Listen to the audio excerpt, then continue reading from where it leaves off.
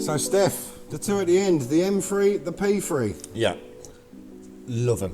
Absolutely love them. The gloss level from this and the hologram removal is excellent. But then the gloss on P3 is amazing as well, because it's got a little bit of waxing with the P3. The difference with these two, they're exactly the same products in the bottle. It's just this one's got carnauba wax built into it. So you're sort of doing 2 in 1. Yeah, you are. You're putting a bit of wax after your finishing stage. Fantastic. Some of the cars that we've both worked on before, we found that going from H9, we can skip F6 out and go straight into M3 or P3. Or P3, whichever way you want to finish it. Yeah.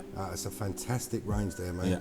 Really good gloss level on that. Everyone that I've shown and has used that has said it's amazing. No really, fillers, no silicons, nothing that people are going to whinge about. And I think that's the good thing about the Koch Chemie compounds is they give you an honest view. Yeah. People will look at it and go, oh, it takes a little bit longer. It might take a little bit longer in certain aspects, but what it is giving you is an honest view. Fantastic range. Yeah. Steph? Right, we've F6'd it.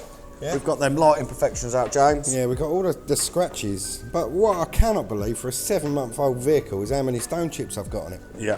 Look at it. There is quite a few, mate, to be fair. So you've got the small bottle of M3 in your hand. Yeah, so literally for refining stage. This Okay. is just to increase the gloss, increase the shine. One thing to mention, we do these in 250ml and a litre as well. Yeah, So very good happy point. days. Good for everybody. Right, James, do you want to do your side? Yeah, I'll again, do mate, mine. I'll be looking at my 4p drops.